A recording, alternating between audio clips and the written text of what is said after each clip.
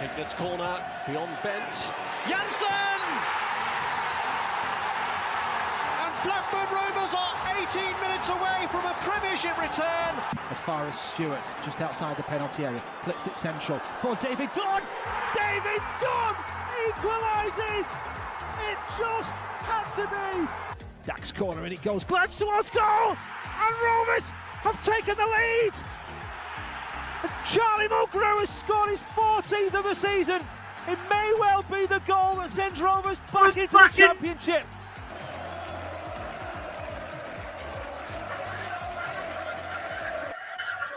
Good evening, Rovers fans, and welcome to a special live stream as we turn our attentions to Euro 2020 and England. And we're going to weigh up who is Gareth Southgate going to be selecting come this Tuesday. I personally love England and love the tournament adventures that England put us through. Well, we say adventures, usually it's heartbreak, isn't it? But tonight I'm absolutely delighted to be joined by Luke, by Ollie and Chris from Rovers Chat to help us chew all of this over. Chris, you're joining us for your debut performance on live stream duty after we secured your signature for this season. So welcome along, Chris. How are you doing? Yeah, very good. It's an absolute honour to be part of this. It's like being part of your favourite TV show. It's honestly, it's. I mean, the amount we've had taken away from us in the last 18 months, and the amount you have given back has been amazing. So just to be part of this is brilliant. Thank you. Thanks, Chris. Really kind words. We've loved it. We've loved doing it, and yeah, I've secretly missed Luke and Ollie as well. So it's nice to be back. Absolutely. And I can see Alexander's already in the comments. Yeah. Are we going to talk Armstrong? We're going to talk Travis? Are we going to talk Davenport? Are we going to talk Gallagher? I'm not sure, Alexander. I'm not sure, but we will see. We're obviously not going to be talking about Rovers tonight, so hopefully there's fans of all persuasions that have joined us tonight because we're all England together, aren't we? But Rovers fans joining us, if you're not subscribed to our YouTube channel, please hit that subscribe button. Please turn on all notifications using that bell icon. And please give this video a like and all of our other video content a big like across our channel as well. Super Chat is available as it always is. And we do say that any Super Chats that we get goes right back into the running of the site. So we're always grateful for the really, really kind support that we get from everybody. Just a few things, though, before we get stuck into this. You might have seen this being plugged by Joe Harvey from Rovers Chat. We are planning a big summer charity quiz on a to be confirmed. Going to be probably just after Euro 2020, just before pre-season friendlies start for Rovers. So look out for that. There are so many prizes available, and this big summer quiz is in support of Sporting Minds UK, who is the charity that we're going to be supporting next season with Rovers. You can see signed Elliot Bennett boots, shirt signed by Joe Rothwell, signed John Buckley 2021 kit, you know, loads and loads of prizes. And I've got to say, Joe is putting in so much effort into this quiz, and I know it's just going to be amazing. So it's going to be a big jam-packed evening of lots of stuff going on. So come and join us for that. Before we do get stuck into the video, though, as we always say, we are sponsored by Blue Rose Capital, and we are sponsored by 6yardsout.com. The Rovers Chat YouTube channel is proudly sponsored by 6yardsout.com. They've got retro football from every era with mugs, phone cases and much more. They also have plenty of Rovers goods, including apparel with the famous 94-95 season and this season's kit. Check them out using the link in the description below. Thank you to both of our very kind sponsors, 6yardsout.com and Blue Rose Capital, who have been there for us all season. Right, so let's get started with this stream then. Just want to let the three guys here know, and all of you know who's watching us as well, just how it's going to run tonight. Before we've come live, the four of us have thought about our own 26-man squads and starting 11s. So we're going to just run through position by position and hopefully agree on who we think should make the cut. So let's see if there's any argument between the four of us.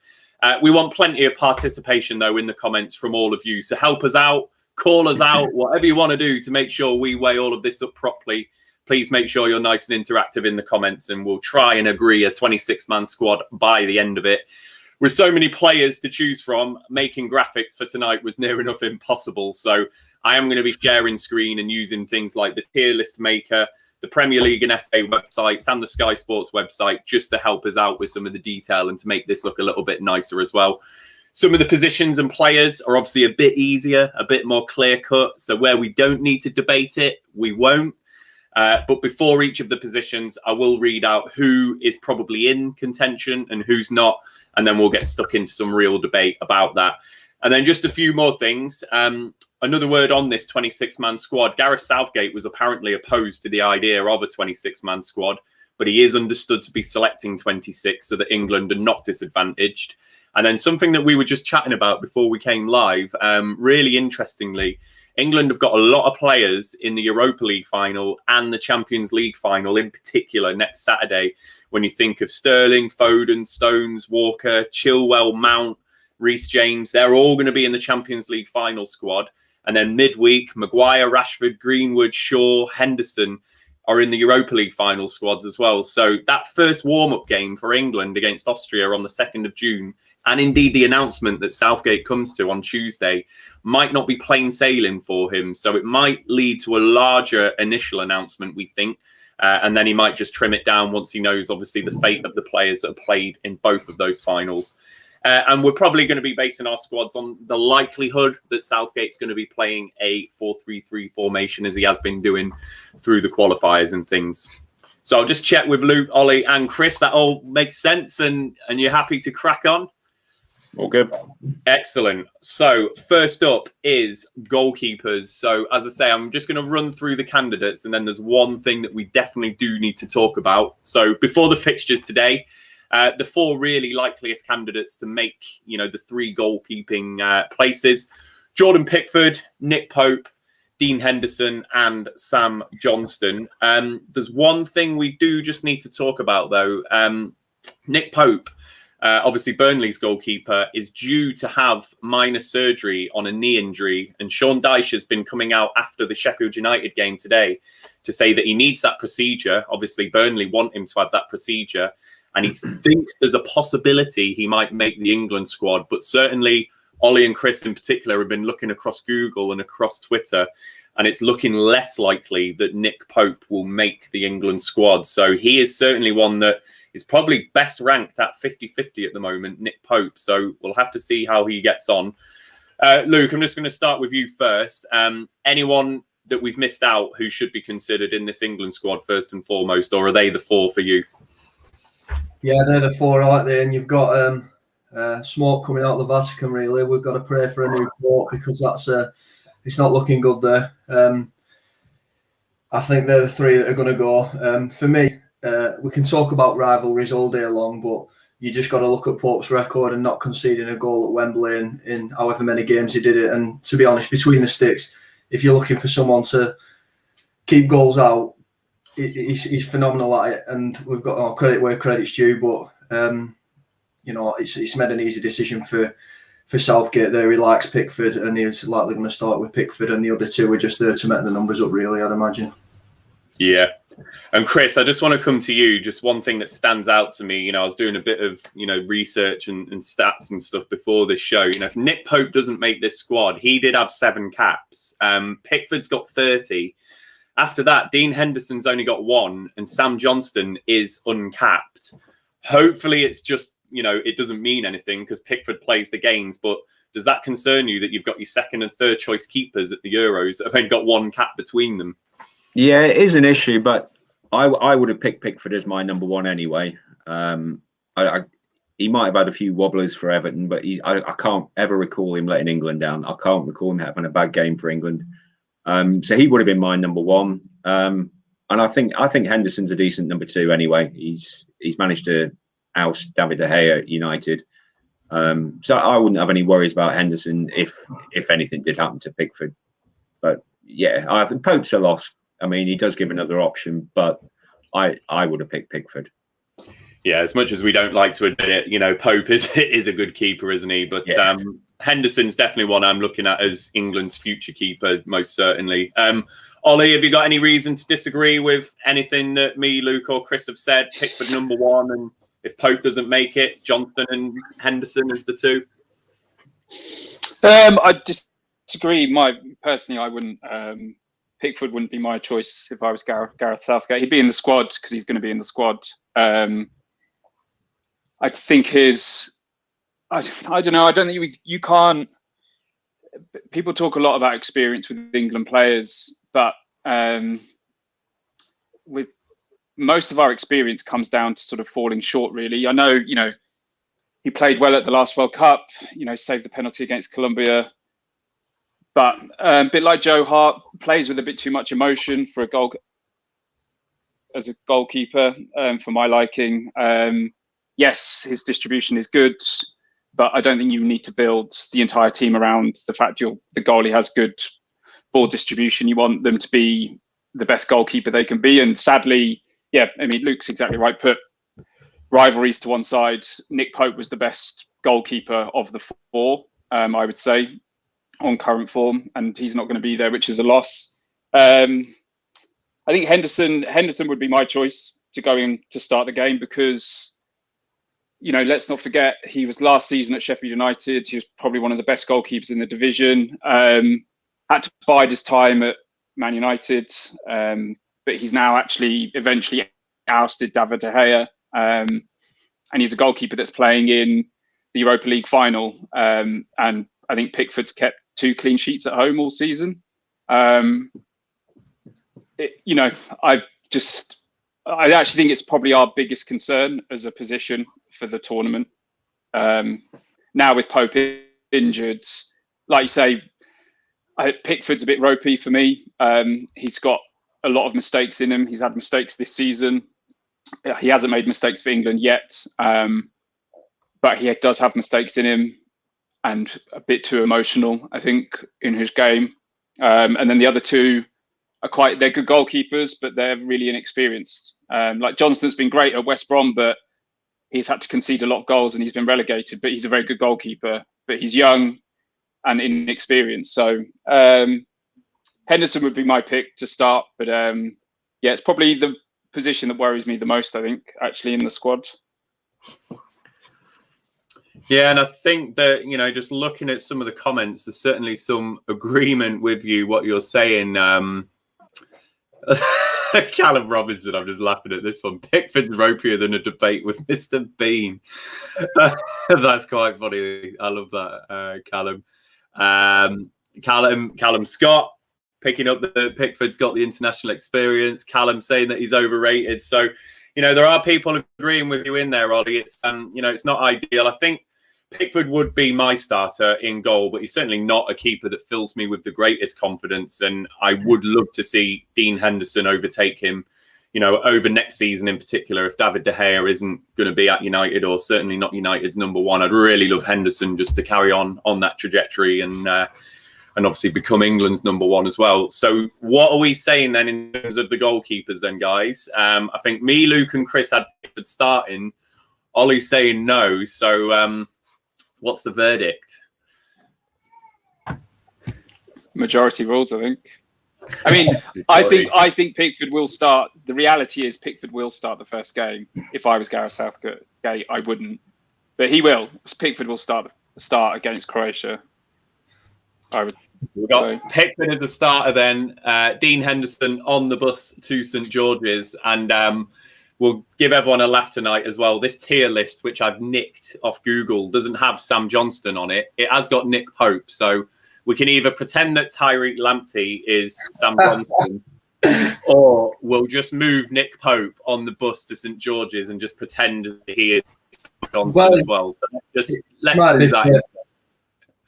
We'll do that instead. So they are our first 3 there. We've got Jordan Pickford starting, 30 caps for Pickford, and then obviously Nick and Dean Henderson in there. So that one felt easy. I think this is going to get a little bit harder as we progress through the evening. So let's move on to centre-backs. Again, Ollie, I'm going to come to you first to see if I've missed anyone. The contenders that I've drawn out from the list, Harry Maguire, John Stones, Connor Cody, Tyrone Mings, Fikayo Tomori, Michael Keane, Chris Smalling, and Eric Dier as centre-back options. Is there anyone that is missing from that little list who you would like to see in contention for discussion?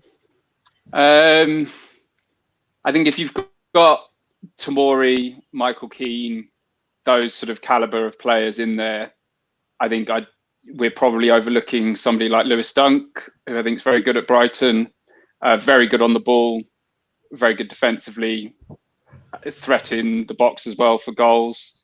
And I mean, I hate to say it again, but if we're talking about players like Tomori, I think Ben Mee and James Tarkowski are very good defenders. We can't, yes, it's Burnley, but they are very good defenders. I've got more faith in them as centre-backs than I would in Eric Dier, because they are centre-backs. It's begun. And Eric Dier decided he was a centre-back a year ago, and he's not a very good one. So I think how much we need to debate Eric Dier, I'm not sure. But no, I think the list you've drawn up is like a sensible list, though. And I think we know it's going to be probably 5 of the list you've come out with are going to kind of be in the squad for sure. But the biggest notable mention would be Lewis Dunk for me. Lewis Dunk, who I think might be on this tier list. Is he in there? So we might be able to move him about. Yeah, there he is. There's Lewis Dunk. So we'll be able to at least put him somewhere. So, Chris, should we just start with the easy one? Are they going even further? Are they your 2 starters at centre-back? Definitely Maguire and Stones for me, without question. I think centre-back's one of our weakest parts on the pitch.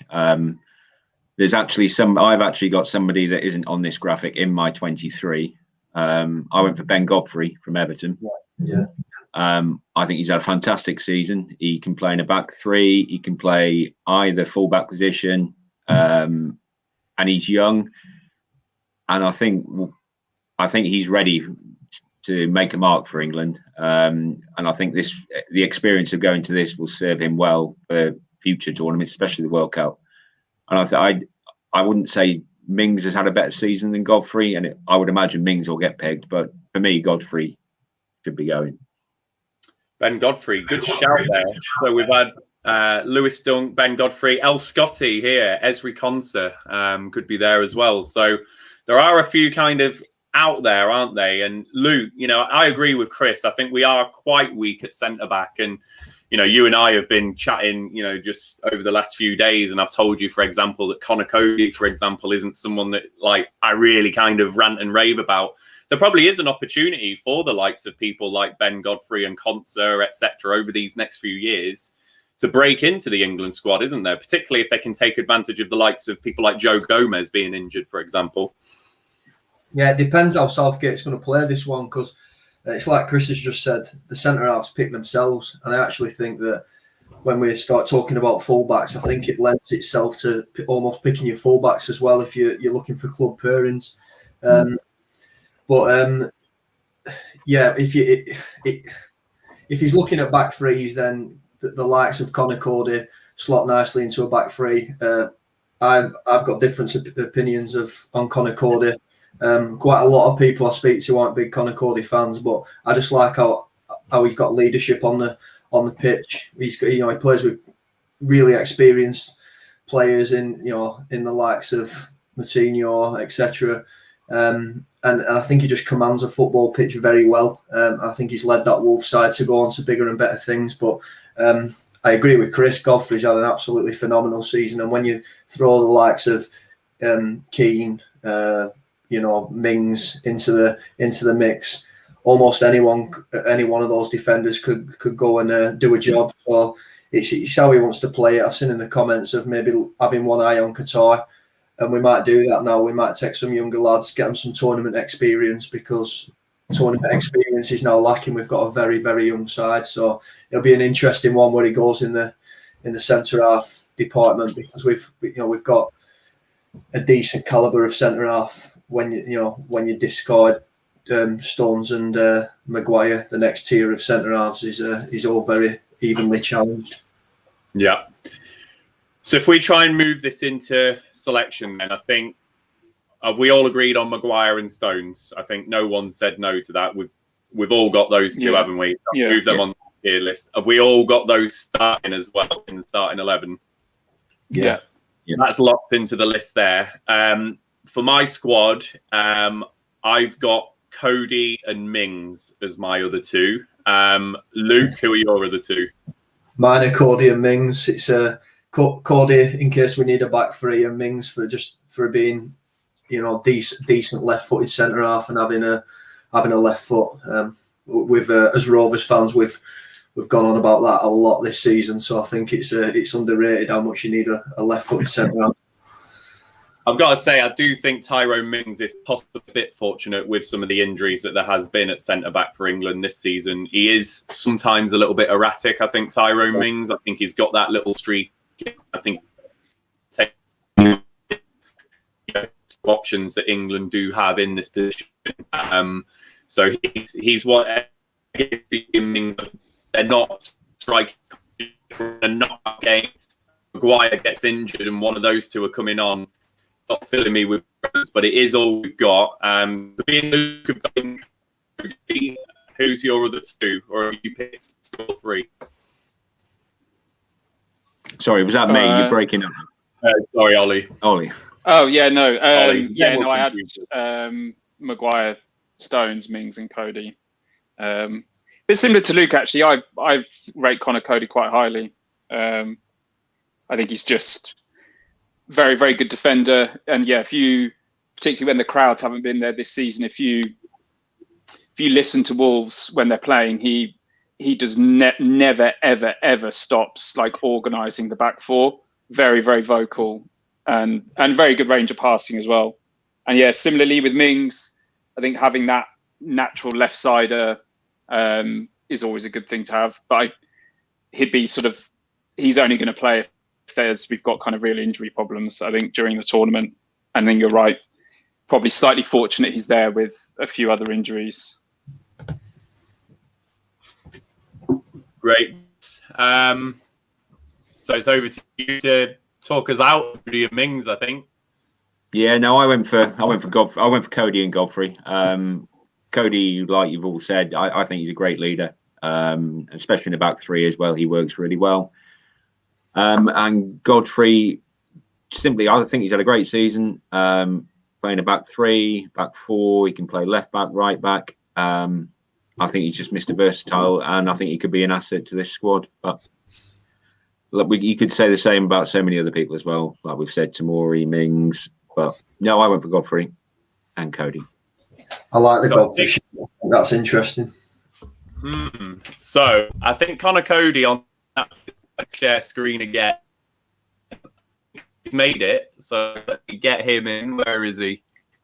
Fucking little picture. There he is. So Conor St. George. Around one. Tomori's getting a lot of mentions in the comments. So JH, Tomori over Mings, Michael Pearson. Tomori has been great for Milan. Him though. Cool kid. I'd pick Godfrey and Tomori. We need experience if one of our mains gets injured. So I think we're probably looking between Mings, Tomori, and Ben Godfrey then, based on that. So Rovers fans, let comments if out of one of those three, if it's out of Mings, Tomori, or Ben Godfrey.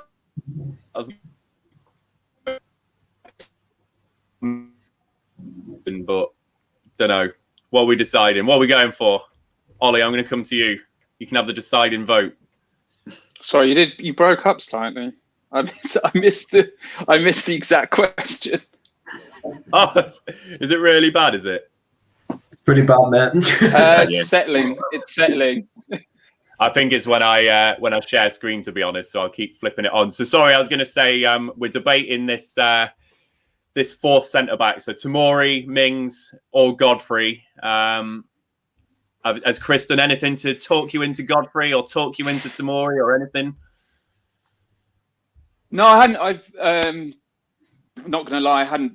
Yeah, I've not taken much notice of Tomori over at Milan. But I mean, Godfrey, I spent a lot of this morning making notes of my 23 and 26 and checking players and stuff. but Godfrey didn't actually cross my mind. I could easily be swayed to put Godfrey in over Mings, but I think the reality is I think Mings is going to be in the squad. I think for the purpose of debate, I think actually Godfrey is quite a good shout. But I think the likelihood is the 4 we've picked are definitely there, and I think there might be an upsetting 5th in the squad, who we won't talk about. So I'm not going to share screens. I think it's slowing me connection down. So whilst that stabilizes, I've moved Conor Coady and Tyrone Mings to on the bus, because I think you are right, Ollie. I do think he'll take Mings. You know, if we just reflect on Tyrone Mings and England, I'll just get his stats. You know, he's got 8 caps now. He was in the last squad for the 3 World Cup qualifiers, as was Conor Coady. You know, that's a signal for me that Gareth Southgate likes Coady. He likes Mings. So I do agree, Ollie. I think that's the way he's going to go. I'll be really honest. You know, it wasn't until Luke messaged me the other day to say about Tomori at AC Milan. I'd totally forgotten he was at AC Milan, and the stuff, you know, that I've now read up on, he is having a good season there as well. So that's good. We will, though, talk about, I know that Ollie doesn't want to. Chris, I'm going to come to you. Eric Dier, you know, let's just put a slight bit of respect on his name.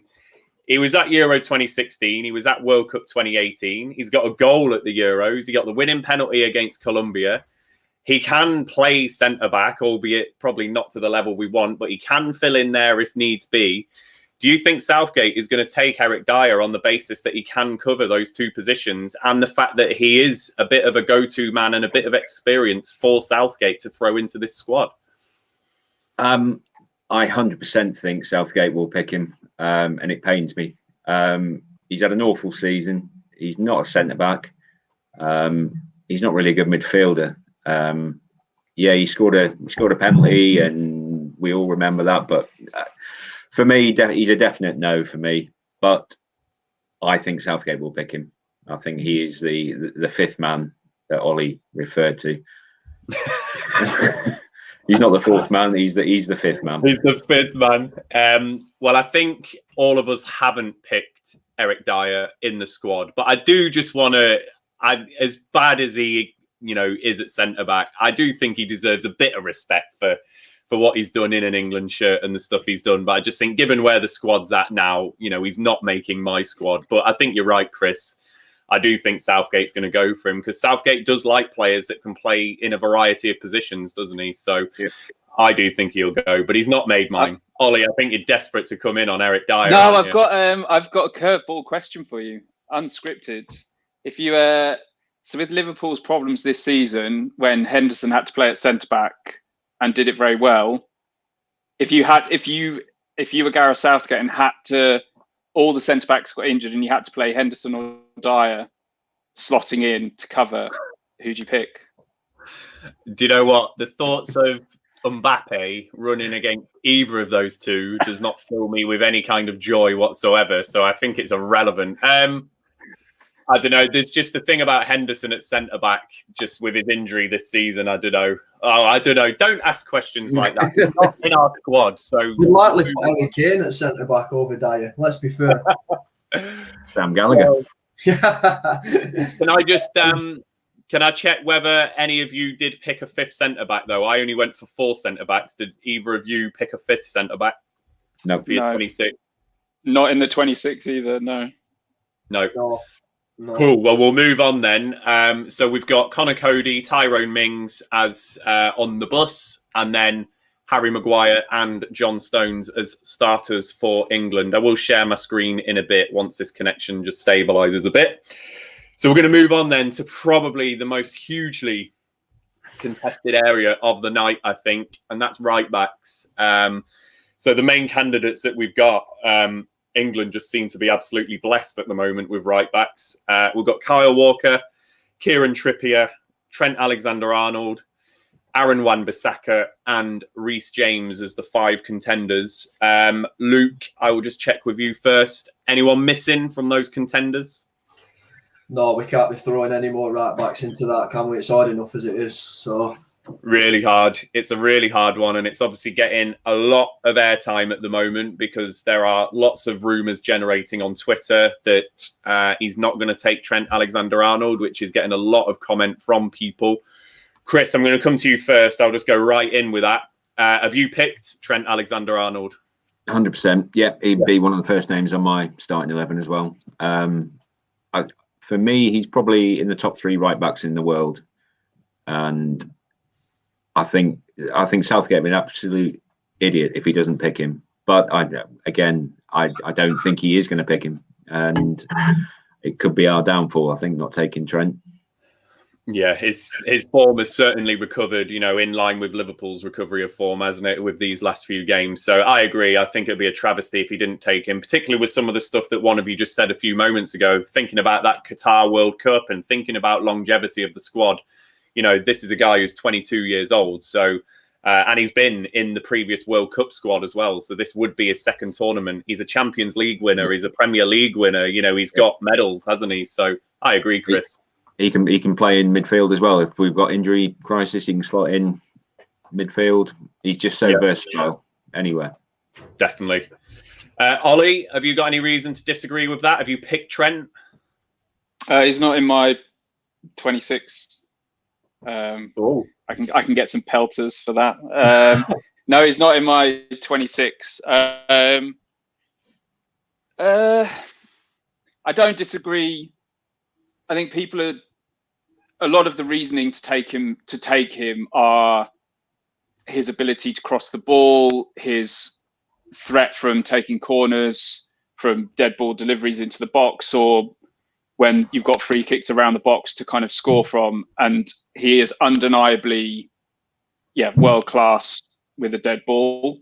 That's very much true. But I think probably the issue, a bit like the goalkeeper debate, for me, it's more around we've got a real glut of top quality right backs. And I think, again, I look defensively first and the way in which we play. So we play a very fast 4-3-3. I know he plays gegenpress for Liverpool in a 4-3-3. So he's not, he's used to getting up and down the pitch for sure. But defensively, of all of our right backs, I think he is clearly the weakest defensively. And I'm not saying he's poor defensively. He just is the weakest of them all, and including Trippier. We're likely to play 3-4-3 against, let's say we get into the last 16 and with maybe facing a Germany, a France, etc. I think we may start reverting to 3-4-3. I think all of the others are much more suited, whether it's a Walker playing that right-sided centre-back, or you've got, Reese James playing as a wing-back or Walker playing as a wing-back. They're far more suited to that type of system than I think Trent is. And then when I look at who else is going to be in the squad that can take dead balls and corners, Shaw, Chilwell, Mount, Ward-Prowse might be in there. Ward-Prowse has got as many assists as Trent Alexander-Arnold this season in the Premier League, and I think he is more likely to be in the 26 than Alexander-Arnold. I'm not saying I necessarily agree with that. I just think that's the reality. If Southgate is thinking, I'm not taking him because I've got the defensive cover I want and the speed I want from right backs, and if people are worried about we don't have Trent's free kicks, there are quite a lot of others that are very good. Luke Shaw for Man U takes all of their free kicks and corners. Ben Chilwell, Mason Mount, James Ward-Prowse. We have got some very good dead ball takers. They aren't as good as Trent Alexander-Arnold, but do you lose a Reese James or a Trippier or a Walker because you want somebody that's good at taking free kicks? I'm not. That's where I get to. I'm not saying he is a fantastic player, but that was my reasoning that he doesn't make it. So there are a lot of people not happy with you in the comments, Ollie, for that opinion. That's fair. That's fair. I think there's universal disagreement with your points there. One thing I'm going to say is I do agree with Ollie's point about Trent Alexander-Arnold defensively. I do think he can be found out at times. I do think that ball in the channel, over his shoulder, etc., is a bit of a weakness of his. And when we are coming up against the better sides, that is potentially, an issue for us.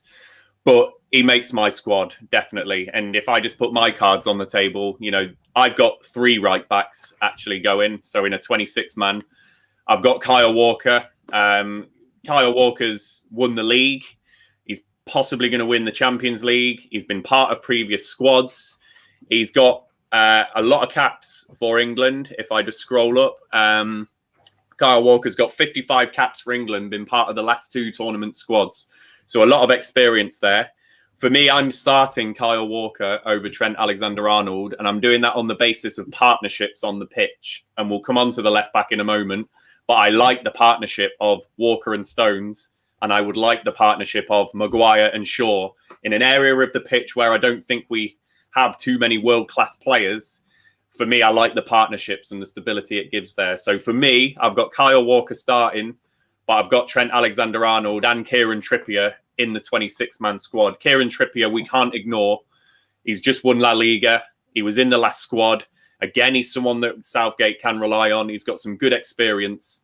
So I've actually got 3 right backs in there. Luke, I'm going to come to you. Who have you got in your squad? Taking all the points on board, really.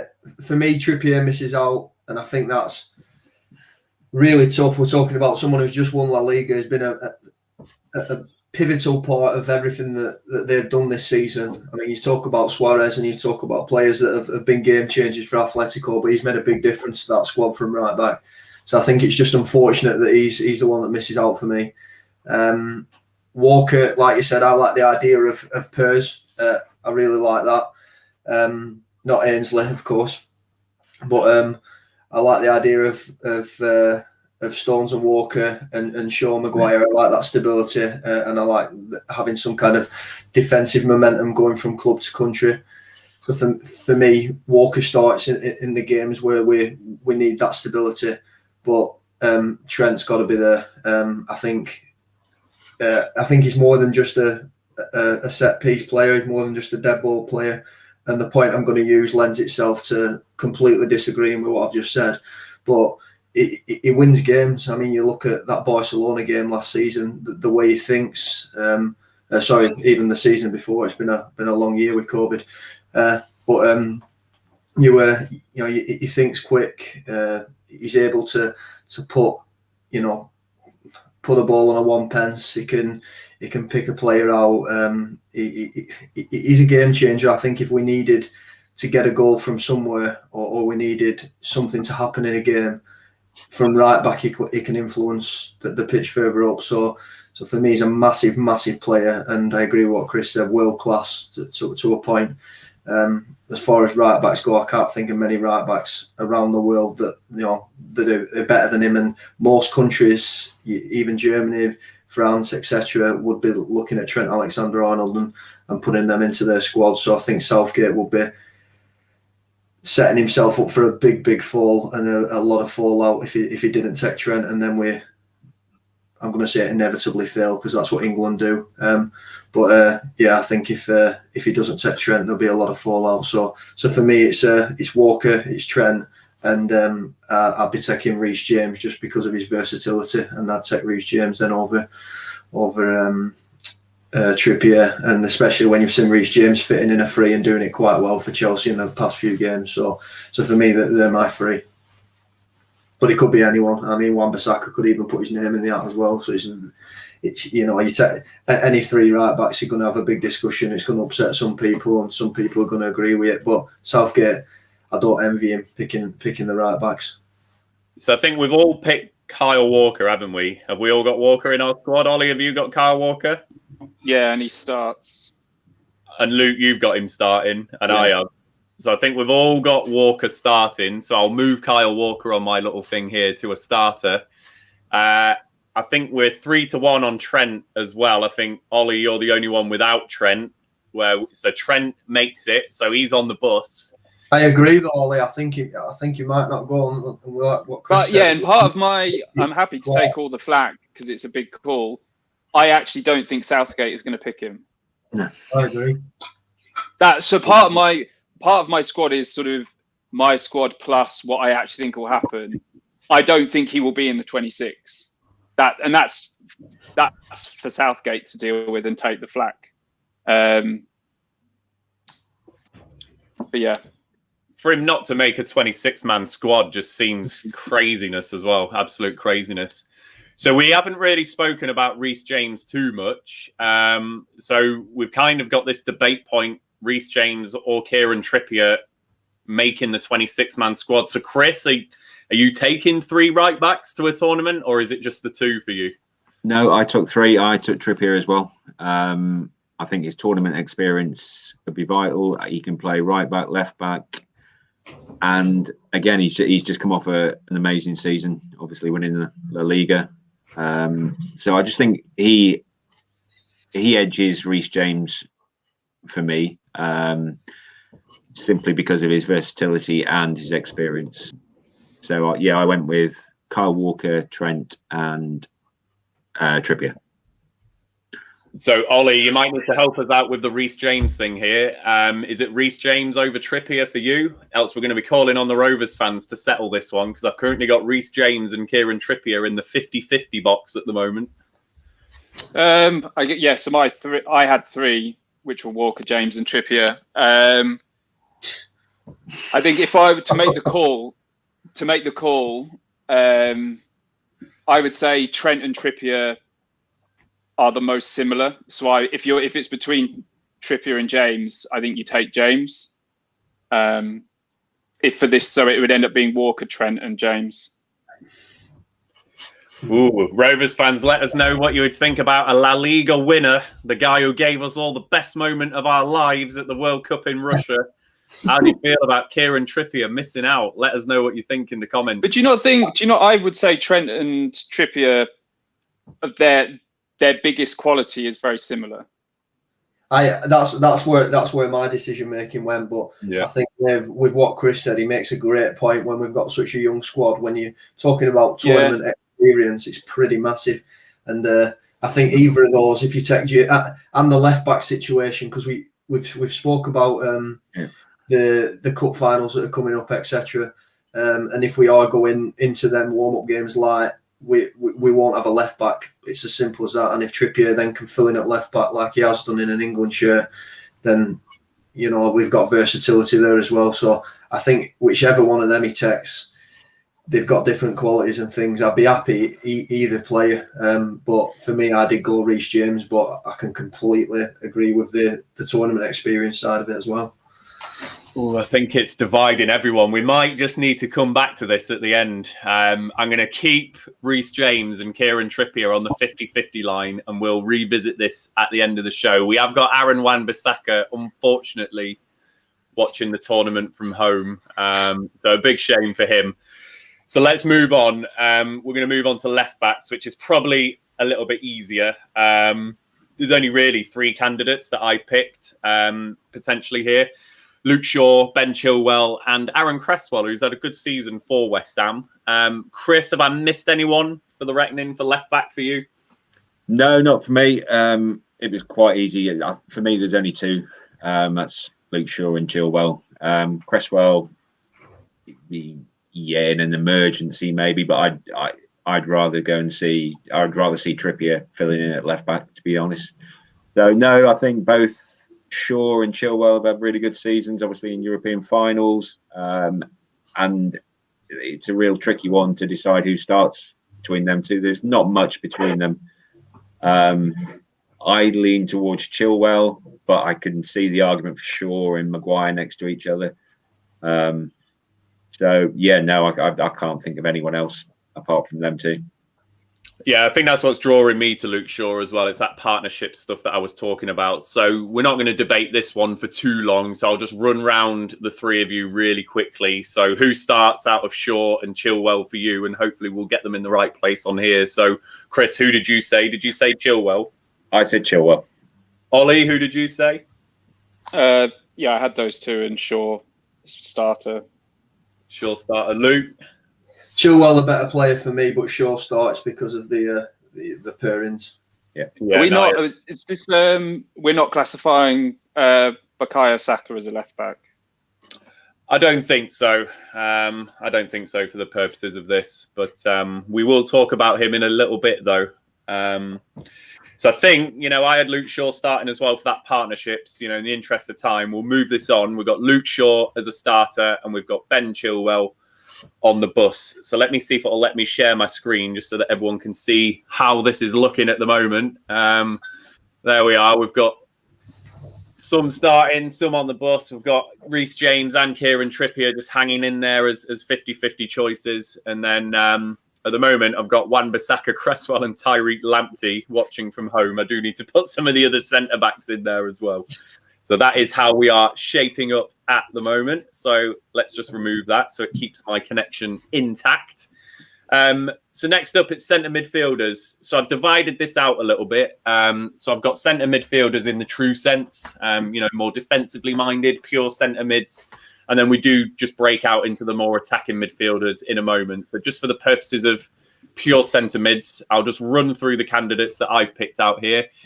Jordan Henderson, Declan Rice, Eric Dier, Calvin Phillips, Ross Barkley, Jude Bellingham, James Ward-Prowse, Harry Winks, Dele Alli, and Alex Oxlade-Chamberlain. So, Luke, I'll just check with you. Is there anyone missing from that little reckoning?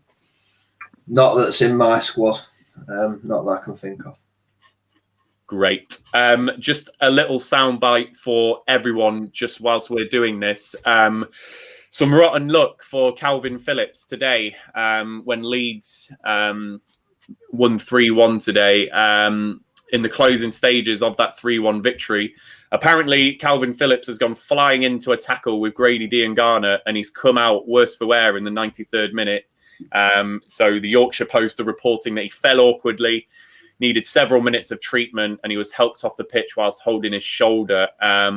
And I think the Yorkshire Post and the journalists in Yorkshire are reporting that fairly negatively as far as Calvin Phillips is concerned. So that may or may not change some of our squad selections. And Luke, Chris and Ollie, I'll ask you to just keep someone in the back of your mind if Calvin Phillips isn't to make it. So Ollie, I'll just start with you then. Just let's talk through the people, the obvious ones, who are dead certs in your mind from that little bunch of people that make the squad. My 26. Really good news that Henderson was on the bench today for Liverpool, I believe. So I think he was.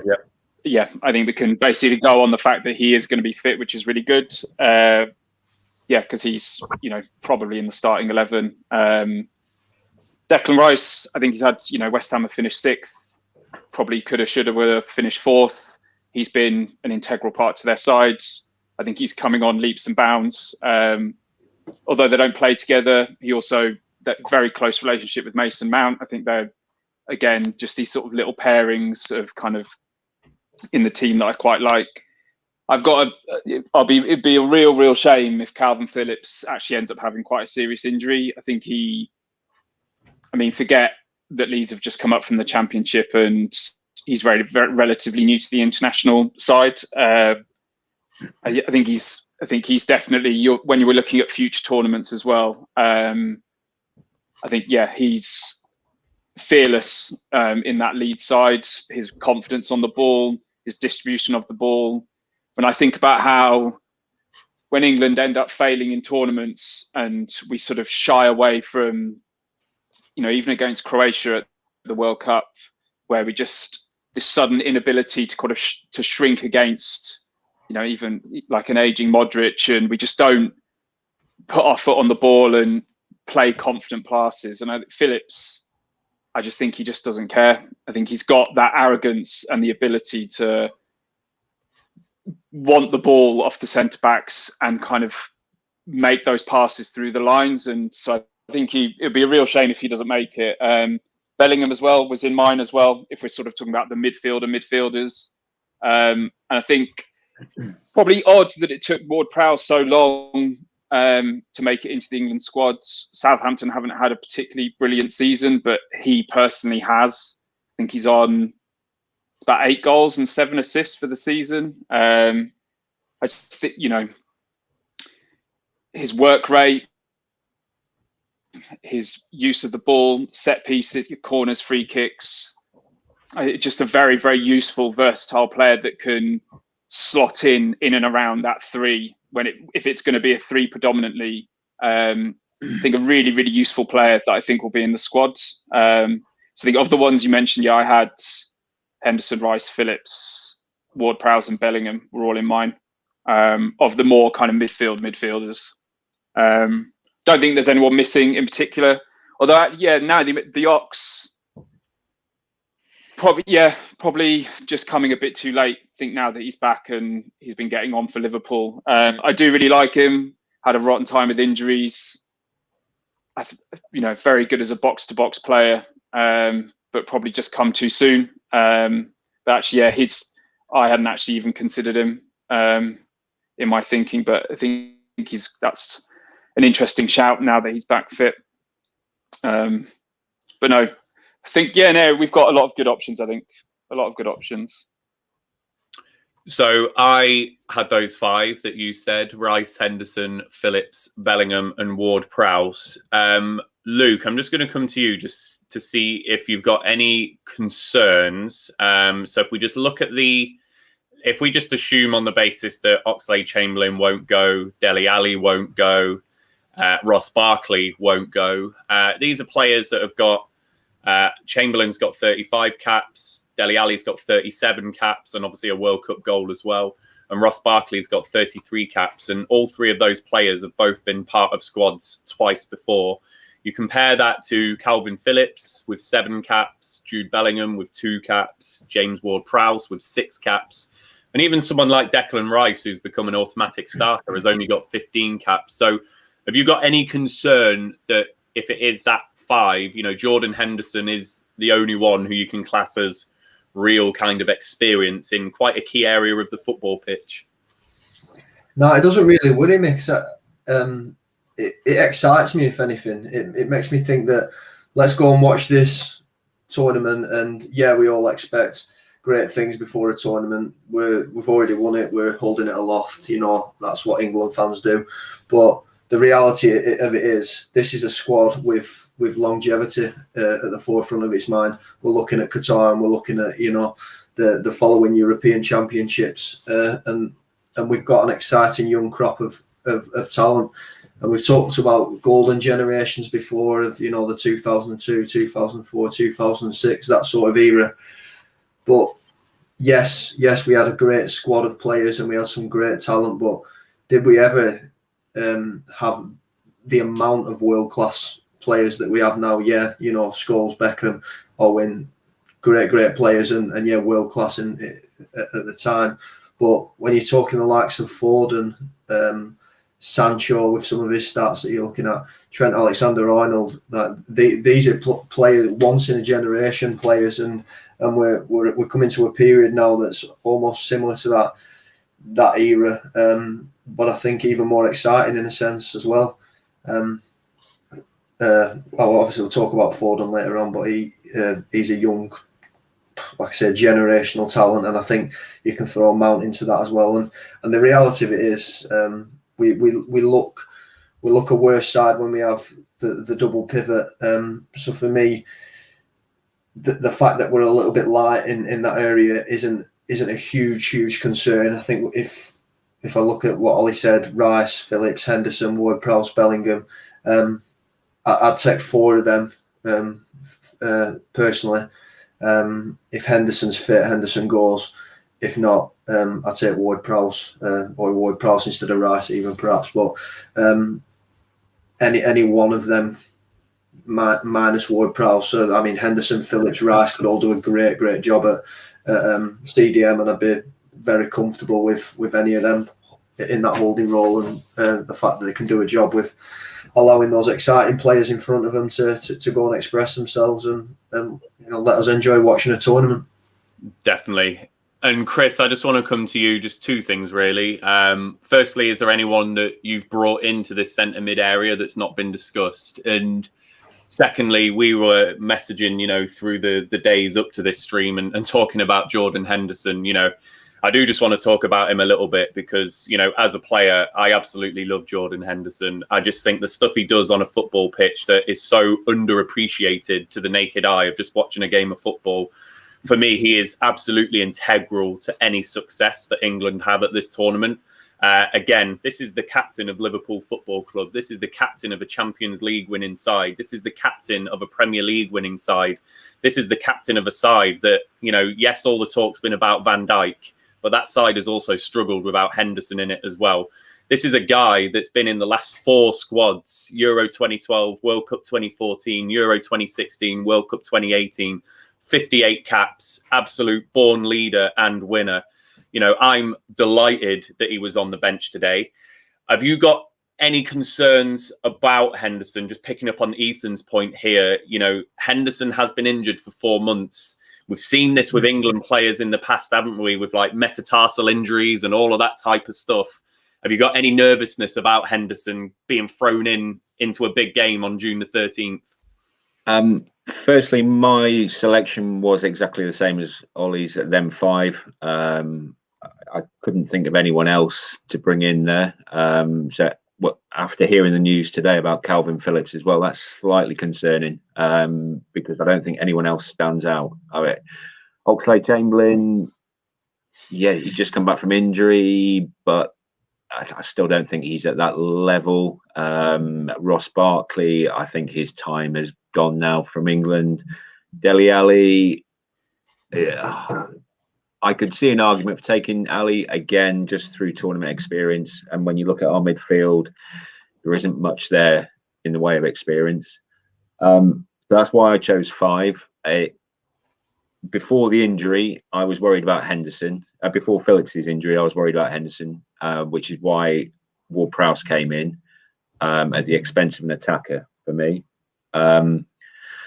I still am worried about Henderson. I mean, yes, he's been on the bench today, but he hasn't played since, I think it's February, isn't it? So I'd like to think he'll start the first friendly we have and just give him 45 minutes, 60 minutes just to see where he's at. But I wouldn't.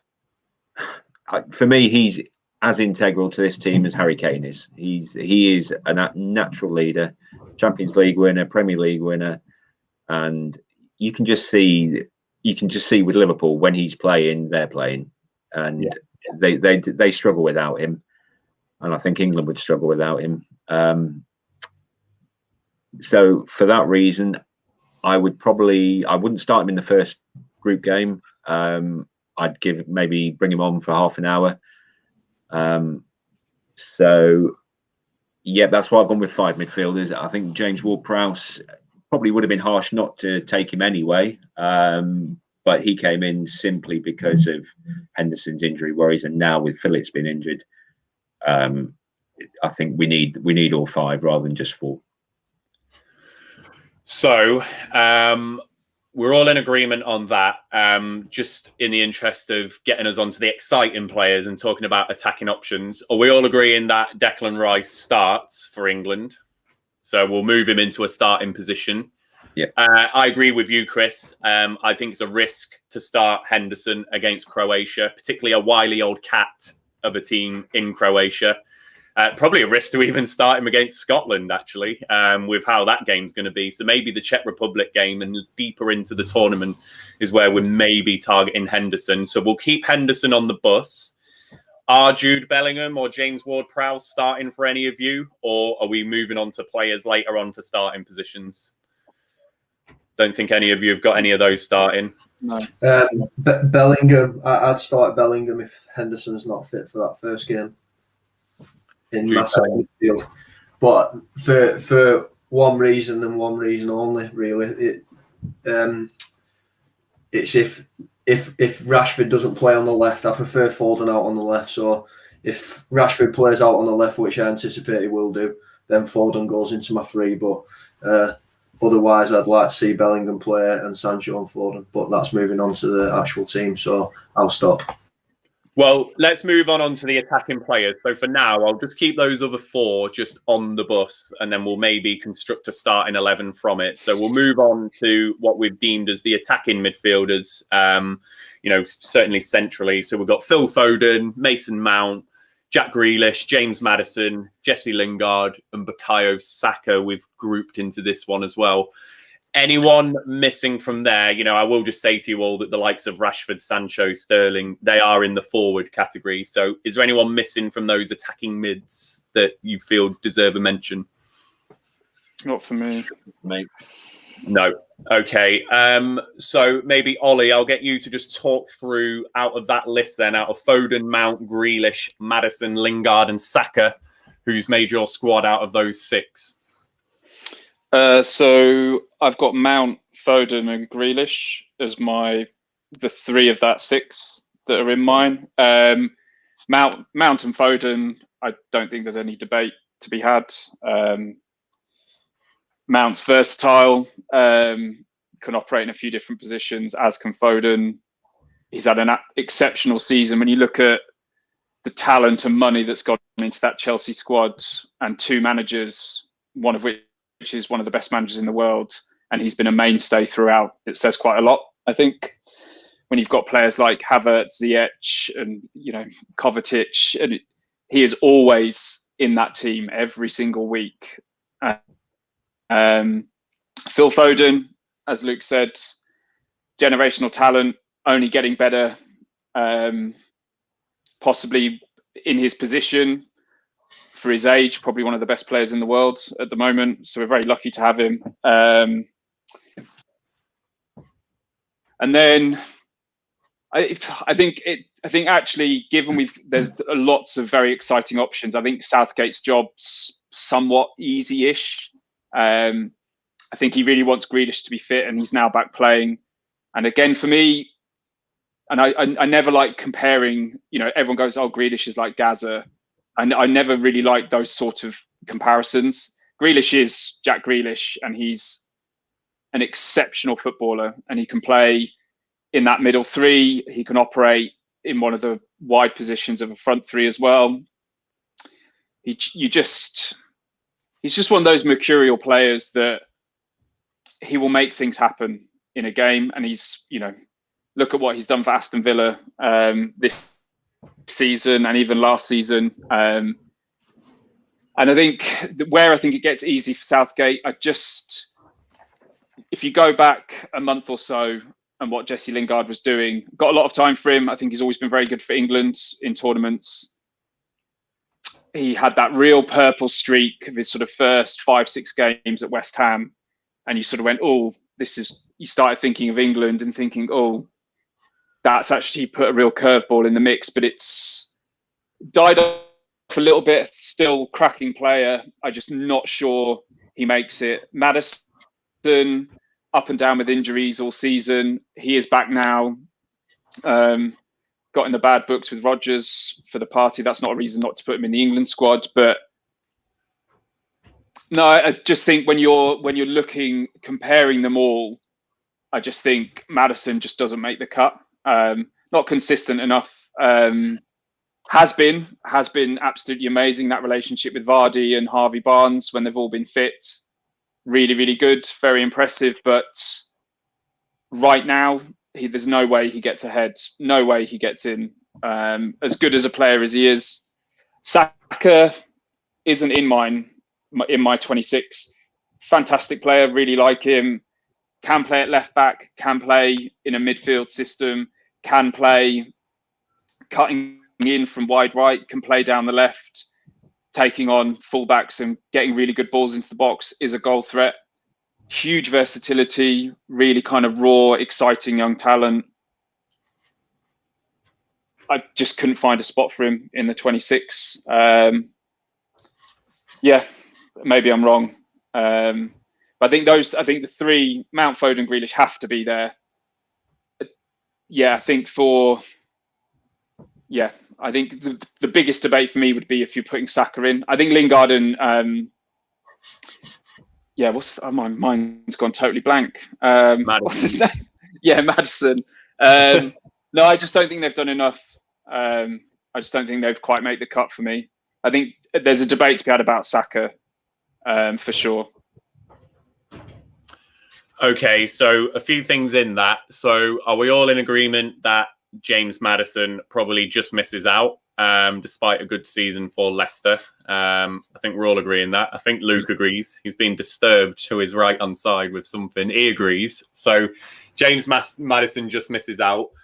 Have either of you got Bukayo Saka in your squad? He's not in mine. Is he in any of yours? Not in Chris's. Is he in yours, Luke? No, but I've got Jesse Lingard in there. Talk to us about Lingard then. So he snuck in mine just on what. So I've never been a big Jesse Lingard fan, but the things he has done in an England shirt and the camaraderie and the sort of team spirit, morale that he brings to an England squad, I think is quite something. The relationship that he's developed with Declan Rice, I think, is an important thing as well, especially when you throw the friendship that Rice and Mount have. So I think there's a lot of things that can sort of intertwine, and just I think it's important to have a group that's stable and a group that are always enjoying himself up on the top right there. But no, I just think attitude-wise, we've got two players that we spoke about already, Lingard being one and Maddison being the other, and you look at the attitude of those two players. For me, talent-wise, Maddison is outstanding. I think he will play in an England shirt, and I think he will be a big player for England in the future. But I think his attitude is appalling at the moment. For what you see that he's doing out in the press, he's more interested in doing adverts for Boohoo Man than even getting on a football pitch and getting, there's a Euros on the horizon, and I'm seeing him in adverts for Boohoo Man. So I think. And then you look at, like I say, you look at Jesse Lingard, and he's been a player that's completely forgotten about. We wouldn't have been speaking about Jesse Lingard at all. He's another one that's had real attitude problems and someone that's gone completely off the radar.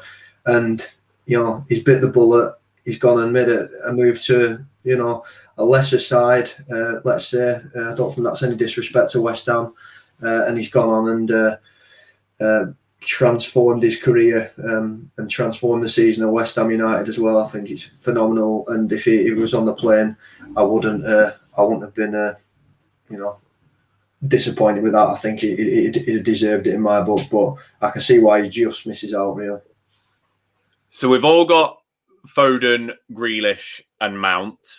We've all dispatched of Saka and Maddison. So the question mark is on Jesse Lingard. I think given what the discussion we were just having about Kalvin Phillips and the fact that a lot of those midfielders, Ward-Prowse, for example, could play in Phillips' position, I think Jesse Lingard, for me, is someone that might come into my squad if Kalvin Phillips doesn't make it.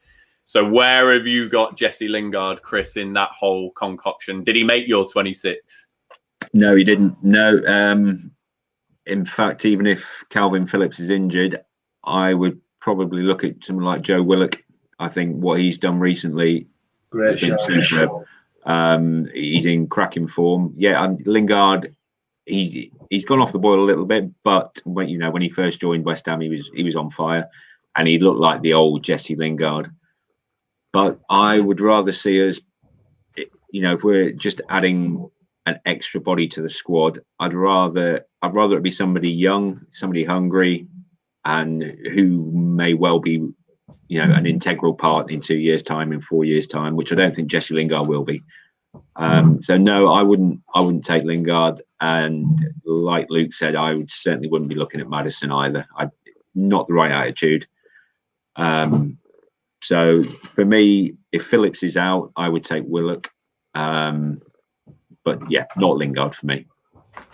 So we'll keep Jesse on the 50-50 line, I think. And because there's no Joe Willock picture on this tier list, then we're just not even going to get into that discussion. So I'm going to have to pretend that someone else is Joe Willock. So we'll keep Jesse on the 50-50 line. Luke, I'm just going to come to you really quickly because I know that you love Phil Foden as a player.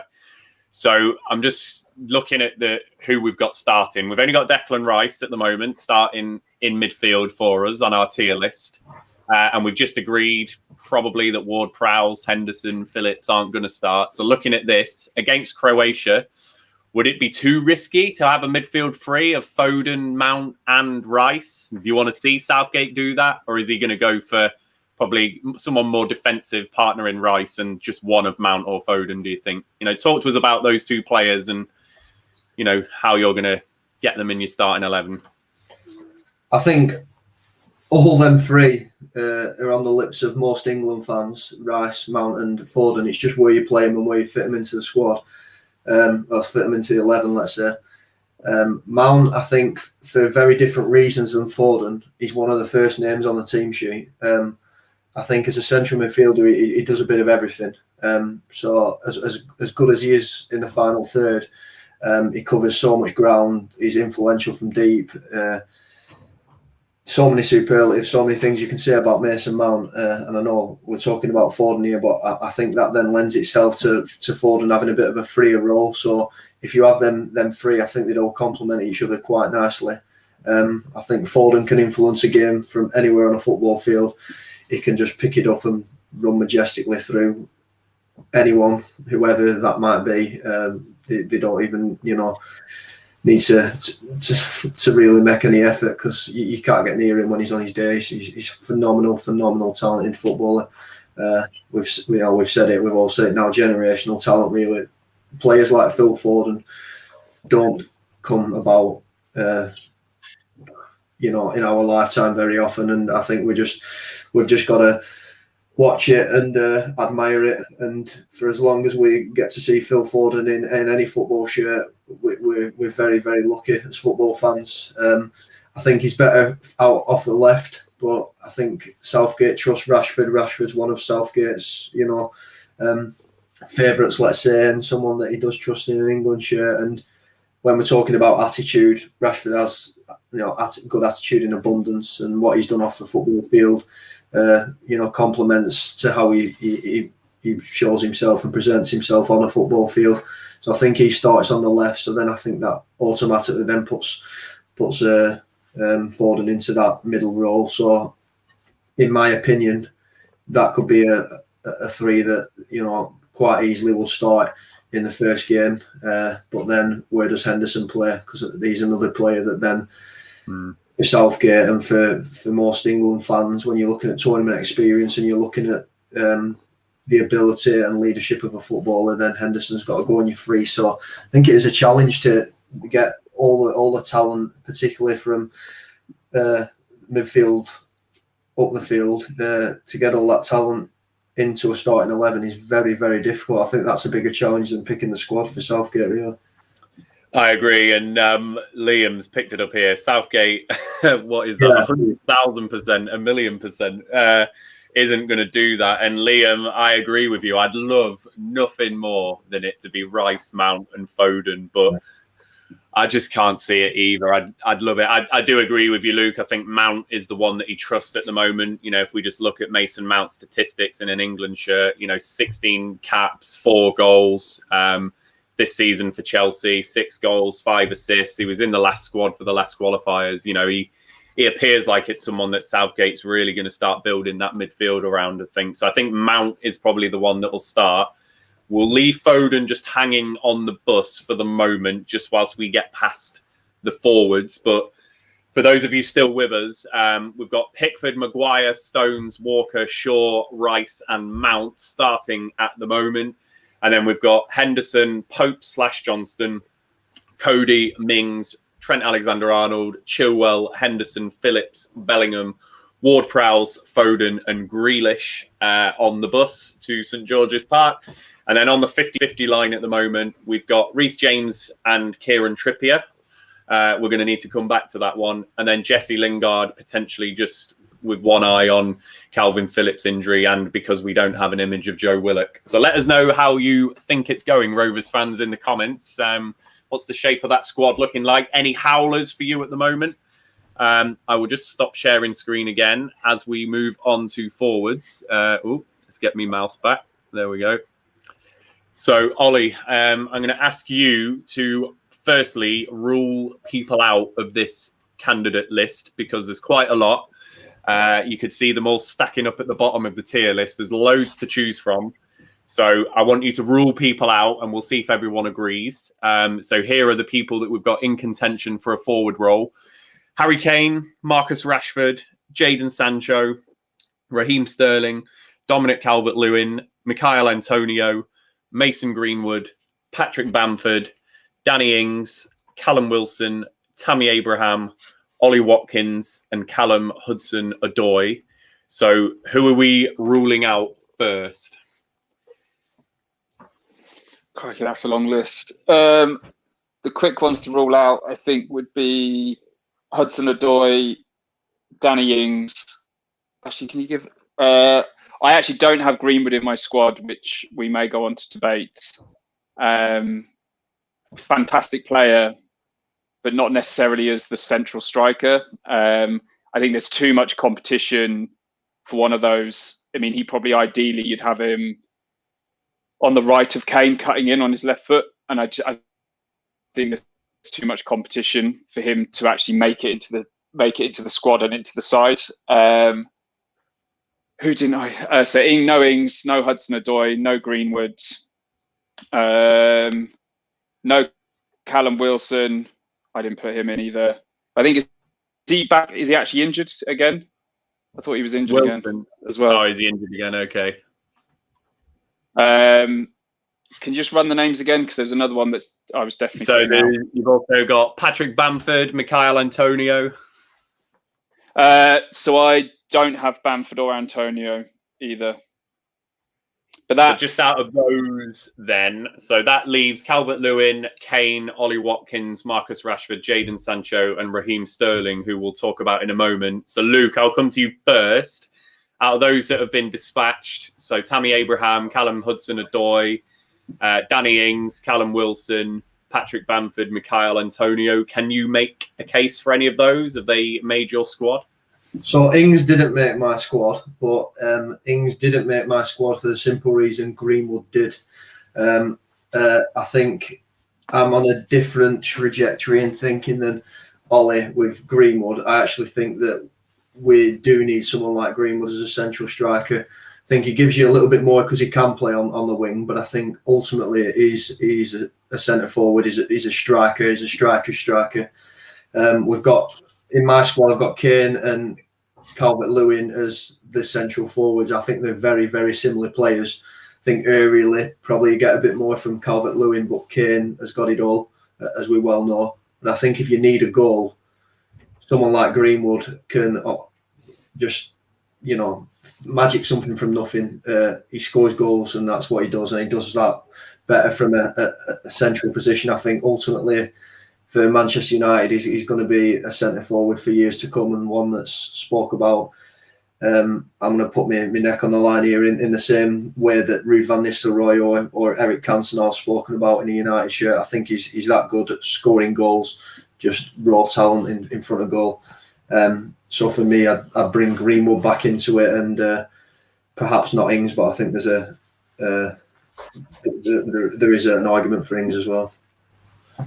So just a few things, Chris, before I come to you, just a few things. Patrick Bamford, interestingly, the highest scoring Englishman after Harry Kane, 17 goals, and he scored again today. So no caps for Patrick Bamford. So maybe he can find himself a little bit hard done by this season to not at least get one cap when we think of who's played for England. A similar thing happened to Darren Bent, didn't it? I can't remember which squad it was, but he was the top scorer in English football behind like Henry at the time, I think it was, and he missed out.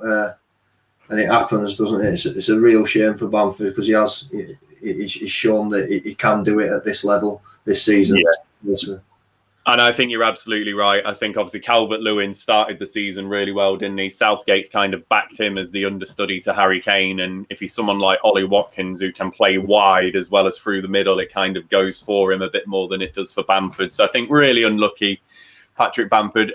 Chris, I also have Mason Greenwood in my squad. So I've just planted him on the 50-50 line for now, just in case we need to revisit the discussion. Is he in yours? He is, yeah. He made the 26. I mean, initially I did a 23 with 3 extras because I think that's how Southgate said he wanted to do it. He was going to let them 3 extras know they were 3 extras. So he was one of them extras. I love him. I like Luke said, I think he can be an absolute star. He can play. He can play down the right. He's also capable of playing through the middle.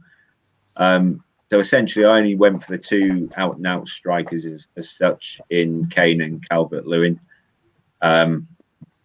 Just with the thinking that Kane is going to start every game that he is fit, and if push comes to shove, you can play Rashford through the middle. You could play Greenwood through the middle as well. But they also give you the options out wide. And I think, back in the days of when you used to play 4-4-2, you'd probably take 4 strikers, 4 out-and-out strikers. But now I'd rather just take the 2 strikers and then use the wide players that can play through the middle as well. So, yeah, Greenwood made it. But it was just Kane and Calvert-Lewin as strikers for me. So we'll discuss Mason Greenwood in a moment. Did any of you have Ollie Watkins in your squad? Yeah, he was in mine. That was my tipping point, was between Watkins and Greenwood, and I went Watkins. So we will come back to discuss Greenwood and Watkins in a moment then. So that means all the other strikers are out. I think we've all agreed, let's not talk about Harry Kane too much because it's obvious he is going to be a starter. But, just to say, last 2 squads, 23 Premier League goals and the Golden Boot winner. Really good thing that he seems to have added to his game this season is the assists and that dropping into that pocket and allowing players to get beyond him. Hopefully England can really exploit that and use that as well. And obviously Golden Boot winner at the last World Cup as well. So Harry Kane absolutely starts. That leaves us then to make decisions about Marcus Rashford, Jadon Sancho and Raheem Sterling, who all make my squad. Did they all make your squads? Yeah. Yeah, good. Just a few kind of sound bites on them. Raheem Sterling, the highest caps in the England squad. He's got 61 caps for England, so he is technically the most experienced player in the squad. And yeah, he's been in the last 3 tournament squads, and obviously 10 Premier League goals this season, a little less than last season, but an important player for Manchester City nonetheless. So I will move Rashford, Sancho and Sterling to on the bus. We're going to have to find some starting positions for some of them. Ollie, I'm going to come back to you then. Talk us into Ollie Watkins and not Mason Greenwood. First season in the Premier League, admittedly. I think apart from the suspension of the red cards, I think he's started every single game. I think the main things you notice with him, and similarly when he was at Brentford, are his speed, his work rate, in terms of like a willing runner and players to play off and for other players to feed off. Whether obviously at Villa it's been Jack Grealish, and at Brentford, it was he was very good there as well. I think he's never going to be a starter, but you'd probably say the same for Greenwood. I think Watkins is someone you can bring on just to basically help, like keep pressing an entire back 4, running channels. But he's also got a goal. He's well into double figures for this season with Villa. I think it was at 14 in the league. And that comes with assists as well. He's got a few assists. Scored in his debut for England. I think he brings an awful lot to the side. But then I think it's a very tough call, because I completely agree with Luke and Chris that Greenwood is just a goal scorer. If you bring him on for the last 15 minutes because we need a goal, he just seems to score. Whenever you see him play, he does just seem to score. I think I just went with the sort of solidity of Watkins. He's always going to be fit. He can run himself into the ground for 90 minutes. It was more sort of when we're into the knockout stages, provided we get there, Kane's tired, and you need someone to come on that's going to hassle and harry 2 centre-backs trying to play out from the back and run channels, and actually has got a goal in him. That was where my logic was going, really. that's kind of where I got to. And it's a coin toss for me. I'd be happy with either in the squad. So I think this is the moment where, if I just share the tier list as it's currently looking, is that showing on screen now? Has it done it? No, it's not. There we go. Here we go. So this is how it's looking. We've got 24 players on the bus or starting for England. So we've got 5 players on that 50-50 line. So we basically need 2 from those 5 on the basis of today's discussion. So Reese James, Kieran Trippier, Jesse Lingard, Mason Greenwood, Ollie Watkins on the basis of the discussion. So we've got 24 picks so far. Anyone missing and not in the squad, Chris, Luke, or Ollie, on the basis of what you're observing there? Or are these 5 the ones that we're going to talk about now? Yeah, for me. Yeah, so. Yeah. Them 5. There we go. Rovers fans, let us know in the comments if we got this hideously wrong. We've got 2 players to get back into the squad to make it the 26. Is there anyone missing? Is there anyone that we've unfairly dispatched out of the reckoning? But we're going to try and get these final 2 in. So let's start with Reese James and Kieran Trippier then. I think... Did most of us say Kieran Trippier earlier? I think, Luke, you definitely said Reese James, though. So are you still leaning towards Reese James now we've got these other players in? Reese James, I had on the basis of versatility, but then I think you look at it the other way and you look at versatility for right and left back. And when we're going into them friendly games without a left back, it certainly lends itself to Trippier coming into the squad. And doing a job at left back, certainly in the games prior to the tournament. He's also just won a La Liga, so he's coming in with a hell of a lot of confidence and, like Chris said, the tournament experience. So I'd like to see Trippier go, and I've been swayed on that one, I think. You've been swayed, so we will move Kieran Trippier. He can come and sit next to Trent Alexander-Arnold. There we go. Kieran Trippier makes the squad. Ollie, Chris, any reason to disagree with that? No, not for me. Trippier. No, I like Trippier. Yeah, I had Trippier as well. And again, it's just that experience, as you say, Luke, that we were talking about earlier. 26 caps, part of the last squad. There are quite a few of these England players in that 26 that are in single digits for caps. So we do need some of the experience. A lot of those players are, early 20s as well. So really for me to miss out there, though, really. I mean, if James doesn't go and play, he can feel like done by it. But in the same way that Aaron Wan-Bissaka can as well. We're just very, very good at right back. Yeah. For me, I think, Ollie, this is unfortunately an easier discussion, this one. I think Mason Greenwood is sensational. I think he is top draw.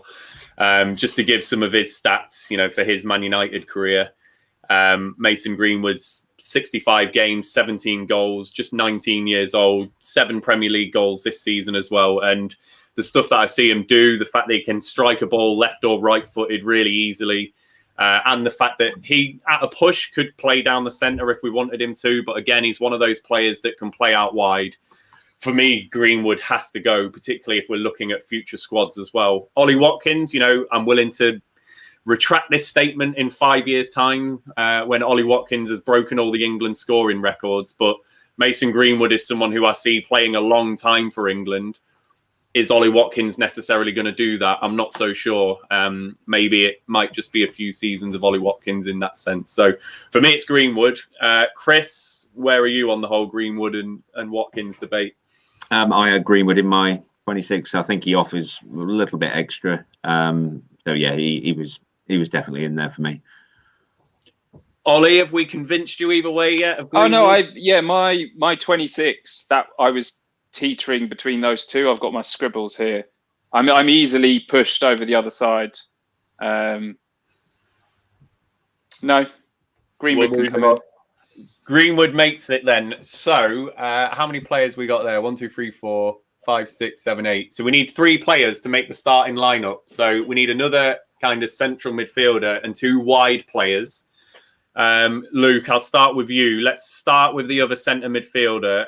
Who starts for you against Croatia, particularly with what we've been saying about Henderson's injury? So I think Henderson perhaps plays in the games leading up, given that he'll be available for them. I think we get him tournament ready, which then I think means he's not fit for that Croatia game, because I think he will need a bit of a breather. But just to make sure that he's tournament ready, because I think later on in the tournament, Henderson's a massive player. So what I had in my squad, I had Bellingham in the midfield free, simply because I like Foden out on the left, and I had Foden out on the left, Kane down the middle, and I had Sancho on the right. My big arguments for Sancho, really, because the stats and the numbers that he's been producing in the Bundesliga, which, you know, it isn't a farmers league that as such. It's a good, very, very difficult, well challenged league with some great sides in. He's playing alongside, you know, Erling Haaland, who's a world class forward, and he's getting him numbers as well. Some of the assists is quite something. Sancho, again, I think he's going to be one we're talking about in a few years as a generational talent that we were lucky to have. So for me, he's in. Kane's obviously in. The left is the difficult one, because I think Rashford will slot in on that left hand side, and then does that put Foden in the midfield free? Is that a midfield free Southgate or go with even? So yeah, that's the one. That's where I'm at. So you've got Raheem Sterling on the bench. Yeah, simply because, similar to what someone said earlier on in the comments, he's not been at the races as such for City for the most of the season. He's been in and out of the squads simply because Pep rotates, as he well does. Pep roulette. Anyone who plays FPL doesn't like picking City players, of course. I think he's a massive player for England. I think he'll come off the bench and he'll change games, and I think that'll just get a fire in his belly if he's not starting games. I think later on we'll see a rejuvenated Sterling that'll be a big player for us. But I don't think, based on form and based on some of the talent that we've got in there, Sterling's done enough to get in the starting 11 now, even given his tournament experience. I think the thing that we've certainly reflected into today's discussion is, you know, what we think and what we would like is probably going to be different to what Southgate ends up doing. Sterling will start the game, I've got no doubt about it, against Croatia, just because of the number of caps and how trusted he is by Pep Guardiola and by Gareth Southgate. But I agree with you, his form's not been good. And if it's a choice between Foden or Sterling, for example, you go with Foden based on recent form, don't you? But I just think Southgate is going to err on the side of caution. It is Croatia. It is the team that knocked us out of the semi-finals of the last World Cup. They have still got some wily old players in the likes of Modric and Perisic and players like that. I can just see Southgate going for the players that he trusts. So I do think it'll be Sterling who starts. But I agree with everything you say, Luke. Yeah, it'll be Sterling, Kane, Rashford as a front three, and then Dier will be chucked in that midfield three. Your bottom dollar. Please don't. Please don't. I think Calvin Phillips' injury has probably brought Eric Dier into this squad, most certainly. He's obviously not making ours, but yeah, I think you're right, Luke. So let's do you know what? Let's do how we would do it. So Ollie or Chris, do you disagree with Luke's front three that he said, Rashford, Sancho and Kane? No, that's in my starting 11 I'd like to see was, yeah, Henderson or Rice, depending on fitness, Mount and Foden ahead of the defensive mid, and then Rashford, Kane, Sancho was my preferred 11. Not whether that happens or not, not sure. But I think Luke earlier made a really good point around kind of the double pivot, and you've basically got Henderson, Rice, and Phillips essentially all wanting to play that one spot. And I don't know, I'll be slightly disappointed if Southgate goes overly safe. I don't think the double pivot's ever served us that well. I'll personally be fine. It'll be slightly disappointing if it's Henderson and Rice, or two of them occupying, two occupying those three spots over. I think it undersells how much defensive work players like Bellingham and Mount can do. And I even look at Ward-Prowse as a one to be ahead of the defensive midfielder that does a bit more than, not as attacking as playing, Foden and Mount together. People like Bellingham and Ward-Prowse I look as a slightly more conservative option, but they're still very forward-thinking players. I'll personally, it probably is going to be that, two of those defensive players in the three. I just think, I don't know, I would just be a bit braver personally. I think Mount and Foden are smart enough in the teams they play in. The defensive discipline of Chelsea under Tuchel, Foden, if he's in the central midfield, he's learning from the best in terms of tactical fouls, an effective press, stopping a quick turnover that's going to put us on the back foot. Very clever at, that cheap foul. I think we're underselling how effective that those two in a three would be. But it's hard. I don't think he'll do it though. There was a lot of comments saying that's not going to happen. I probably agree that it's going to be, Phillips and Rice or Henderson and Rice with probably Mount. But then you're really limiting who gets in that front three. I'm not necessarily convinced. I'm not that sold that Sterling will start. If you look at, by his own standards, he would say he's not had a very good season.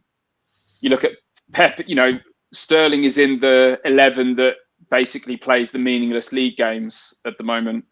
And it's, he's the one who's playing with Jesus and Aguero and Torres and stuff. That's kind of, this is my second 11. I'm not 100% convinced, although, Sterling's always been very consistent for England. I just can't see past Rashford on that left side starting. So there we go. I'm going to be true to ourselves on this. We're not going to go with what Gareth probably will do. We're going to go with what we want. So we're going to go with this as our squad. We're going to go with this as our starting 11. So there we go. Rovers fans. Big ball, Southgate. There we go. Rovers fans, let us know what you think in the comments to this squad. So let's just run through it.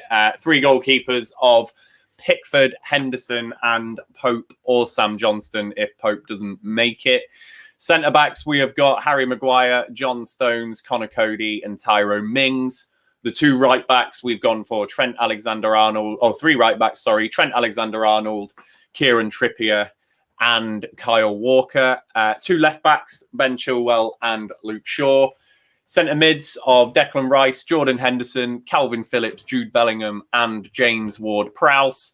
Attacking mids of Mason Mount, Phil Foden, Jack Grealish. And then forward players of Marcus Rashford, Jadon Sancho, Harry Kane, Dominic Calvert-Lewin, Raheem Sterling and Mason Greenwood. That is our 26-man squad there, just missing out Reese James, Jesse Lingard and Ollie Watkins, as we said at the start of this stream, with that Champions League final in particular next weekend.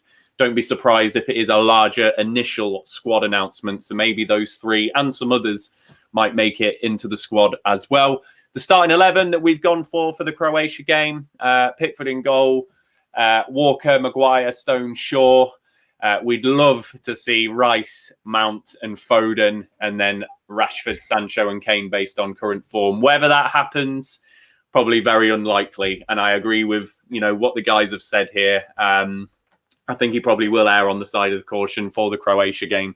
That's just the vibes that I get from Gareth Southgate. So I'll just run through these three guys really quickly before we finish the stream. Ollie, you happy with that squad?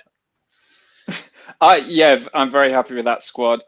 Slightly saddened by the fact that we all know Eric Dier is going to be in it. So, but no, if that is the squad, I'll be thrilled. Yeah, it's good. We've got a very exciting squad. We have, this tournament, very exciting. And that starting 11 if that was the starting 11, when you're talking about players like Jack Grealish, Raheem Sterling, Mason Greenwood, Jude Bellingham coming off the bench. You know, that is good options. Really good stuff there. Modric, Rakitic, and Perisic creeping around. Combined age of, I don't know, like 100 or something. That's it. Chris, what's your thoughts on the squad? Are you happy with that? Yeah, very happy. Bar one, that is exactly the 26 I chose. I think my only difference was Godfrey for Mings. But apart from that, yeah, loving it. And it makes you quite excited when you start seeing it like that. I mean, I think I saw the other day that we were favourites. The bookies had us down as favourites to win the tournament. Oh, no. So, Chris.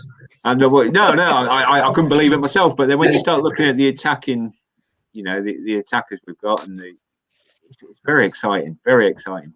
But it's exciting, and I like the fact that these players have been playing, you know, for good sides this season, successful sides this season that have got to Champions League finals, that have won the Premier League, etc., etc. You know, a lot of these players have tasted success and had good seasons as well. So that's what I really like about this going into the tournament as well. You've got players on that rising ebb, on that rising limb. Luke, are you excited by this squad? Yeah, I'm excited by the generational talents that we've got in there. You know, you look at it, Trent Alexander-Arnold, Mount, Rice, even Foden, Sancho, Greenwood. You know, Kane's world class. We're talking about £150 million worth of player this summer. Into mid-July, we're in the latter stages. COVID's a distant memory. A very foul one. You know, it's gone by then, haven't it? If you've got to believe our government, you're licking people's faces, you're throwing beer on everyone. We're going to win the Euros. It's great. I can't wait. I'm very excited. So if that has not whetted anyone's appetite with Luke's little closing spiel, then I don't know what. And Liam, just to pick you up on this comment, we're thinking of doing the England watch-alongs, but we just need to figure out who's going to do it, because I don't think I'll be doing them, and we'll need to see. But watch out on the Rovers Chat Twitter account, and we'll see who might be doing the England watch-alongs. Rovers fans, let us know in the comments what you make of that squad and what we came to in the end there. I'm really happy with that. I think person for person, it ended up being my squad as well. So I'm happy with that as well. And we all did really well not to get Eric Dier in there as much as we were joking around before coming live. So there we go. Rovers fans, before we finish, just a few reminders. I said at the start of the stream, we are planning our big summer charity quiz. Joe Harvey is the mastermind of all of this Rovers analytics. It'll be sometime between the Euros finishing and the pre-season games starting for Rovers. So look out for that.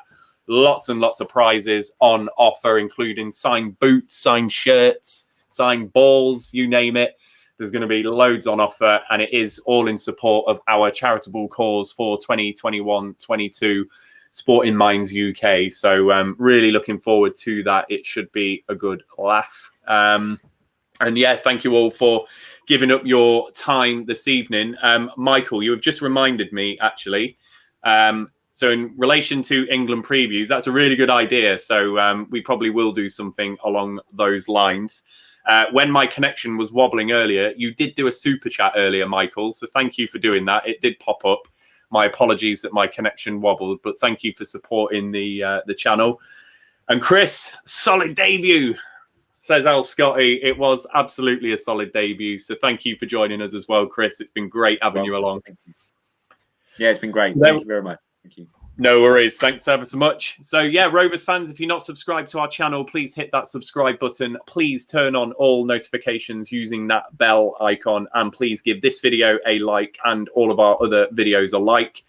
We are very much switching now into Euro 2020 mode at Rovers Chat. There'll be the odd transfer news stories here and there. Look out for those little videos. I recorded one today.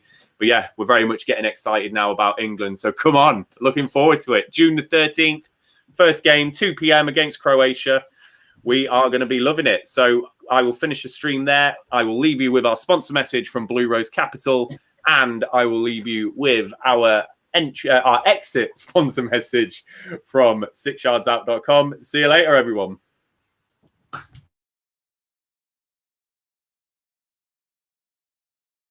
The Rovers Chat YouTube channel is proudly sponsored by 6yardsOut.com. They've got retro football from every era with mugs, phone cases and much more.